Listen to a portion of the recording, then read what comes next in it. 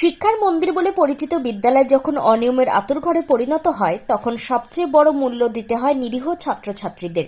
এমনই এক হৃদয় বিদারক ঘটনার অভিযোগ উঠে এসেছে ত্রিপুরা দক্ষিণ জেলা সাবরুম উচ্চতর মাধ্যমিক বিদ্যালয়ের পরীক্ষা কেন্দ্রকে ঘিরে। জানা গিয়েছে, দৌলবাড়ি উচ্চতর মাধ্যমিক বিদ্যালয়ের জনজাতি ছাত্রী রিয়া মগ আজ মাধ্যমিক পরীক্ষা দিতে আসে। 4টি পরীক্ষা নির্বিঘ্নে তার সম্পন্ন হলেও শেষ দিনের অঙ্ক পরীক্ষায় ঘটে বিপত্তি।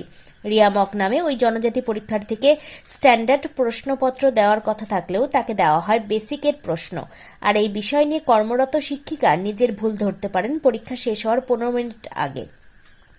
তখন ওই ছাত্রীটির কাছ থেকে প্রশ্নপত্র ও তার খাতা ছিনিয়ে নেওয়া হয়। অভিযোগ উঠেছে, পরীক্ষা কক্ষে দায়িত্বপ্রাপ্তদের চরম অবহেলার কারণে জমিজাতি ছাত্রটি সঠিকভাবে পরীক্ষা দিতে পারেনি। অভিযোগ উঠেছে, পরীক্ষা কক্ষে দায়িত্বপ্রাপ্তদের চরম অবহেলার কারণে জনজাতি ছাত্রীটি সঠিকভাবে পরীক্ষা দিতে পারেনি, যার ফলে তার ফলাফল শূন্য পাওয়ার আশঙ্কা তৈরি হয়েছে। স্থানীয় সূত্রে আরও জানা যায়, পরীক্ষার সময় সেন্টার সুপারভাইজার প্রণব দাসের উদাসীনতা এবং দায়িত্বপ্রাপ্ত শিক্ষিকা সাবরুমের পিএমশ্রী বালিকা বিদ্যালয়ের গ্র্যাজুয়েট টিচার সুতপা পালের কর্তব্যহীনতা পুরো পরিস্থিতিকে জটিল করে তোলে। অভিযোগ উঠেছে, দায়িত্বে থাকা শিক্ষক শিক্ষিকাদের একাংশ পরীক্ষার নিয়ম মানার পরিবর্তে অবহেলা প্রদর্শন করেছেন। স্থানীয়দের দাবি, এই পরীক্ষা কেন্দ্রে দীর্ঘদিন ধরে কিছু শিক্ষক নিজেদের বিদ্যালয়ের ছাত্রছাত্রীদের বিশেষ সুবিধা দিয়ে আসছেন। এমনকি পরীক্ষার সময় উত্তরপত্রে সহায়তা করার অভিযোগও রয়েছে। যদিও এই অভিযোগের সত্যতা নিয়ে এখনও প্রশাসনিকভাবে কোনো নিশ্চিত বক্তব্য পাওয়া যায়নি। এই গোটা বিষয়টি প্রকাশ্যে আসার পর বিদ্যালয়ের দায়িত্বপ্রাপ্ত প্রধান শিক্ষক বিষয়টি ধামাচাপা দেওয়ার চেষ্টা করছেন।